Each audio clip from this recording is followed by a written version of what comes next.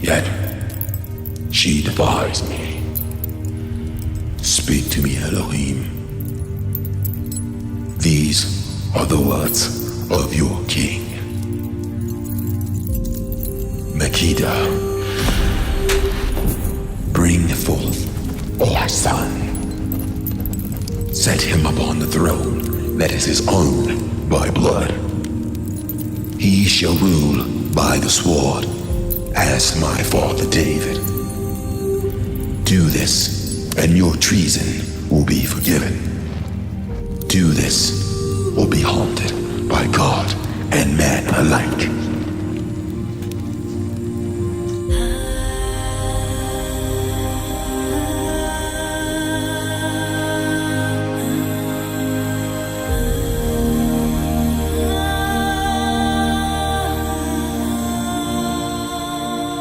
This is a story many of us has heard before, only this time King Solomon is a character in a story that focuses on Menelik, his now adult son, raised in the land of Sheba.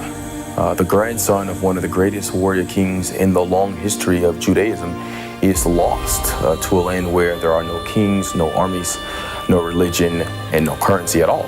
His mother is the single matriarch that governs and protects herself and her people, and most of all her son, using a few well-placed warriors and sorcerers. This is an epic love story presented with a sort of poetic ambiance. You are no flower. Yes, like a flower, men will rip off your pretty petals. You will wither and grow old. A flower will bloom many times, but you will never be young again. If you refuse to strike first, you may delay an inevitable war. Though I fear, if we wait and react to their aggressions, we may find ourselves plucking their arrows from the hearts of the ones we love most. In 950 BC, clouds of war moved on Sheba. Beneath it, an army marched. Al-Kebulon was their home. She was the oasis at the center of the harsh desert. A nation unperverted by those who marched on her. There, a man lived for Al-Kebulon and all her pleasures. Love, lust, spear, or spirit. I will forever live for you. Kings knew not the powers of their spirits, yet rumors and tales are how we now call them. Finally, their half will be told. الشخص الذي يعرف نفسه ويعرف لمرعة أخرى.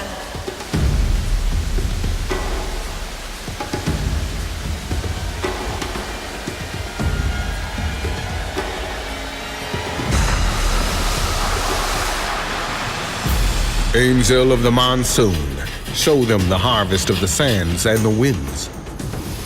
When the sun and the moon stands together, those who knelt and cried to the skies found no refuge. For they harvest the powers of Al-Kebulon, the powers of the earth.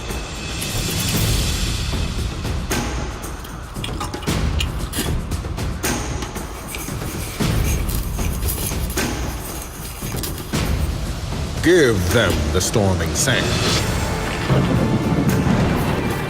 If they were not swallowed by the wind or the waters, the Hadean army wore their bones. Ma'at, truth, balance, harmony, and morality. This was their way. For 3 millennia, they knew who they were. This is the story of how things changed. We took the incredible characters from the historical accounts and gave them credit. The script allows us for once to take for granted that Makeda of Sheba did in fact exist in some remote part of Al-Kabirlan where she protected a nation with a population of some 70% women and was able to remain undiscovered for many years, despite being hunted by the most powerful king in the world at this time. However, in that hunt lies the central conflict of Half Untold.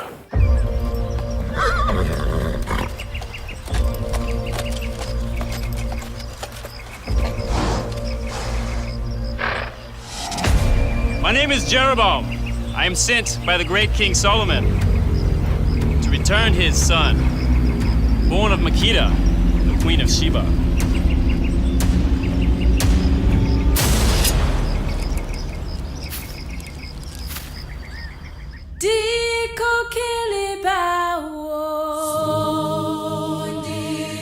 Jeroboam, one of the characters that you'll come to know well, is a pure-hearted man. I think he wants to carry out his orders and be done with his mission. He, in many ways, finds himself in a position that soldiers often find themselves in, carrying out orders that he feels unbiased to, but doing so with good intentions. Thus, he's able to find the land of Sheba, and this becomes immediately clear to the people in Sheba as they are just now discovering where Makeda traveled to all those years ago and who exactly is Menelek's father. This leads to a number of issues that ultimately put Menelek and other lives at risk.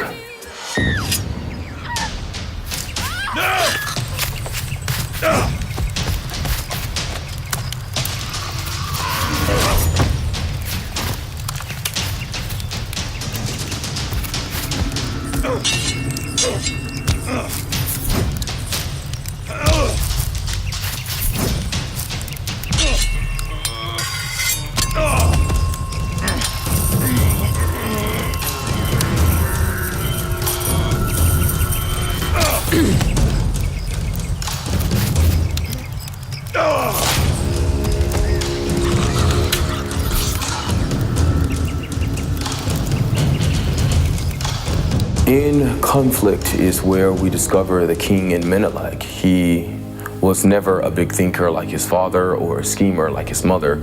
He loves deeply, yet he's a killer, just as his grandfather was. And his father had the foresight to see that so many years ago. He shall rule by the sword as my father did. Faced with this reality, he has to decide if he wants to go to Jerusalem to discover his past or if he wants to stay in Sheba to defend an uncertain future. We can't tell you everything about Half Untold. You'll have to watch. The thing is, there is a real possibility that Half Untold won't get done without the help of people like yourself. People that would love to see an epic fantasy story. There's no reason why we can't finish the project that we've started, but we won't be able to finish if you guys don't join in and help us out. If this sort of thing sits on the shelf for long enough, it'll simply be eaten up by the big companies, as these type of projects normally are.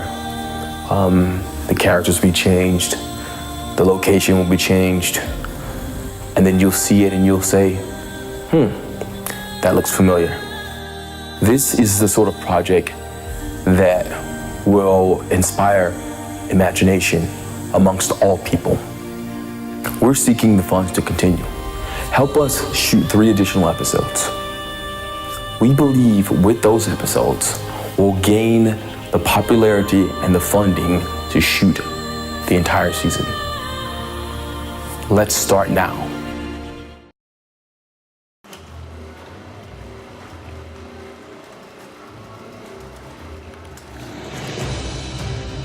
When I'm thinking about the scale of everything, that opportunity to bring a world to life, helping the viewer forget their reality and believe for a moment the one that they're viewing. Seeing my creations come to life on screen for the first time was probably just a feeling of surreal, just surrealness.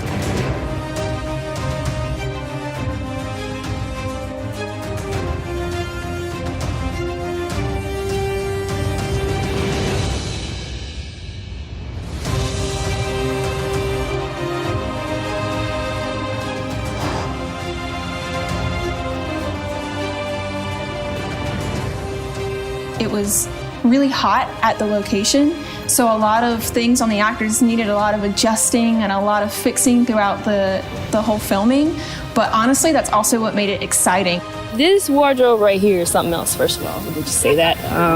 I am very surprised it's still on. He's gonna go to the chiropractor and get this this neck. And I got his snapping. He has a little boo-boo down there too. Yeah, we got had a little sword play. Sword play. It got real. It got really real. It got real. Yeah, that's what comes with the territory. That's what happens when we do these type of films, you know. When Gino first came to me, to be honest, I thought he was overly ambitious. When you're talking about an epic fantasy, and obviously we're an independent film company, a lot of times you're working around a budget. And with an epic fantasy piece, you're talking about a wardrobe and set design that dates back to 950 BC. Costumes are awesome. Makeup's great. Can't lose. I just finished the scene where Masika is speaking to the spirits, and it's a very intense scene. For us, it was important that we didn't shoot on green screen. We truly felt the need to get out on location and make this thing real. One of the many doubts of this project were just, will we be able to pull it off? Because a lot of people can think of new ideas and people think of different things every day, and it's kind of scary at times because, you know, a lot of people can't pull off this project here that we just pulled off, so. The most essential element, by far, unequivocally, was ensuring that we had the right people in the right places. When you have something on this scale, you want to make sure that you have motivated people in the right places. Everyone has to own their department. Our film crew was amazing. What we did was we put together a team that was essentially our all-star team. Shooting out on location from the East Coast to the West Coast, dealing with wardrobe design, set design, ADR, post-production, VFX, and just going through the whole process. This is what we enjoy doing.